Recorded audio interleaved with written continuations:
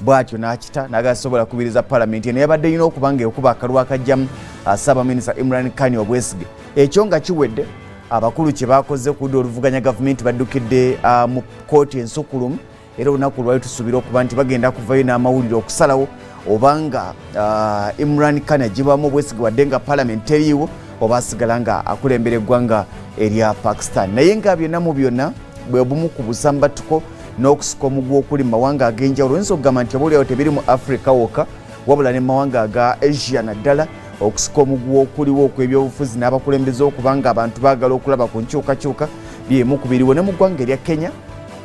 oyinza okugamba nti ye pressure gy'olengera lwakuba simanyi oba gavumenti ya Uganda etunuulira ekigenda okubeerawo mwezi gwa 11 bwe mba seerabidde tugenda okubanga tulaba okulonda kw'eggwanga erya Kenya naye ng'okusinga okusika omugwa n'akabbinkano kali wakati wa Raila Odinga awagirwa President Uhuru Kenyatta kwoteeka William Ruto Vice Deputy President ow'eggwanga eryo erya Kenya. Amaanyi mangi okusika omugwa kungi ekyongedde okubanga kisaawa obunkenke amawanga ag'enjawulo agali ku muliraano n'eggwanga erya Kenya gatandise okweteekateeka ku biki ebiyinza okuddirira kubanga bw'otunuulira mu ggwanga erya Kenya nga ddayo ku kyaliwo omwaka 2007 ebyamaguzi bwe byabula olw'embeera eyaliwo enkakali nga Raila Odinga awanguddwa ne bassaawo embeera ey'okwekalakasa abantu ne bafa ekyaviirako omukulu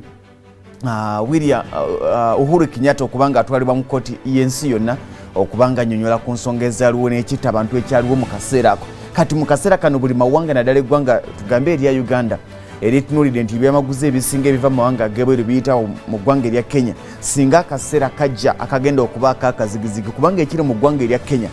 obubonero bwonna bukulaga nti after elections tewali sayidi egenda kukkiriza nti ewanguddwa. Sayidi ya William Ruto tegenda kukkiriza nti ewanguddwa ne sayidi ya Raila Odinga singa ebanga ewanguddwa tejja kukkiriza nti ewanguddwa. Jjukira nti Raila Odinga okuviira ddala ku mulembe gwa kitaawe bazze bavuganya ku bukulembeze bw'eggwanga lino erya Kenya okutuusa gy'oli abalamu nga akalulu kawedde akakyasembyeyo Raila Odinga lwe yasalawo okubanga atatandika okukolagana ne President Uhuru Kenyatta era ebimu ku byatuukibwako oboolyawo bye tuli mu kulaba eyajjanga asaaga n'endagaano eyali ekoleddwa nga balaga nti Uhuru Kenyatta bw'avaawo mukago gwe bali bakoze ogwa Jubilee ne Raila Odinga ne William Ruto yagenda okuddawo naye kati obubonero bwonna bukulaga nti endagaano ezaatuukibwako ziringa ezajungululwa kati omusajja Uhuru Kenyatta ali ku sayidi ya Raila Odinga eyajja oluvannyuma era nga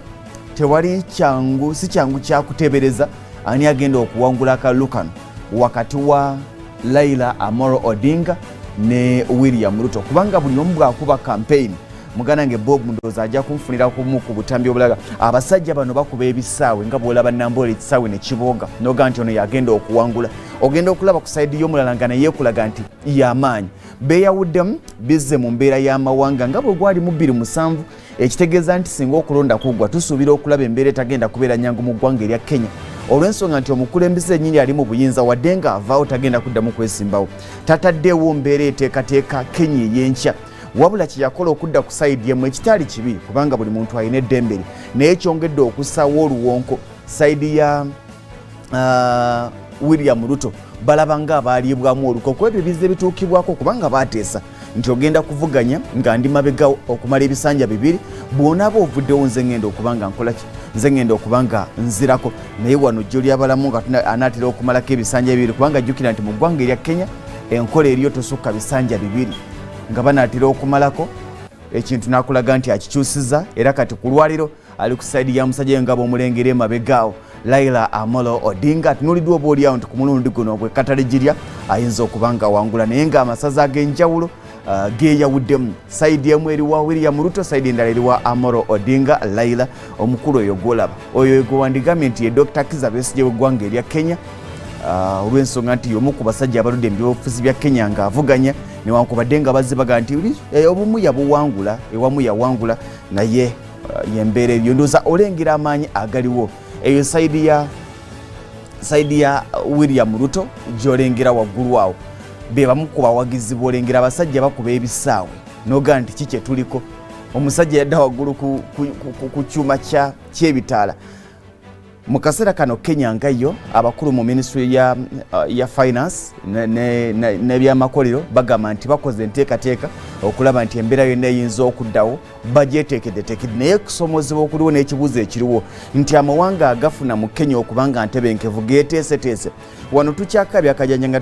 tukaaba amafuta okubanga galinnye tukaba okubanga sabbuuni alinnye sukaali alinnye na biki naye oluvannyuma lw'akalulu ka Kenya tuyinza okulaba embeera enzibu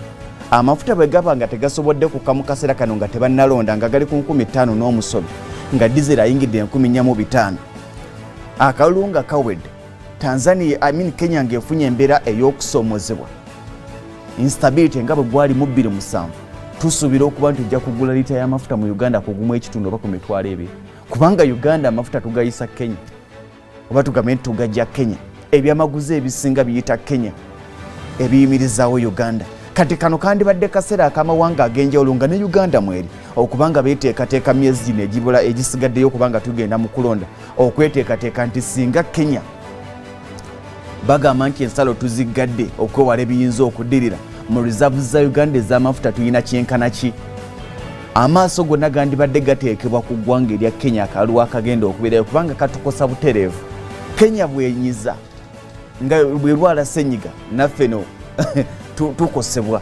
nga bwe kyali ku mawanga ga Bulaya nti Bungereza bwekosebwa n'amawanga gonna aga Bulaya gakosebwa kati Kenya bwekosebwa mu kaseera kano n'amawanga ag'enjawulo aga East Africa gakosebwa okuli Uganda okuli South Sudan ne Rwanda yennyini ejja kulaga nti ekola ki nti ekosebwa so byemu ku byoyinza okuba ng'otunuulira oba oliawo mu kaseera ke tulimu nga buli woyita kati buli omu yeemulugunya ssente mu bantu tezirimu naye ng'ovudde ku kyokuba nti mu bantu temuli ssente ate n'ebintu byennyini bya buseere oyinza okugamba nti mu bantu temuli ssente naye ng'ebintu bya layisi naye buli kintu kyenkana kyekubisizaamu emirundi 2 emirundi 3 naye nga tekinnaba kuva kalulu ka Kenya kati ekibuuzo ekiriwo nti ate singa kalulu ka Kenya kanaggwa kyekiyinza okuddako byojja okuba ng'otunuulira oba oliawo mu mbeera eriwo eggulo twabadde tutunuulira omwaka mulamba Bukyanga eyali Ssaabasumba w'essaza ekkulu erya Kampala Dr. Sepiria Kizito Lwanga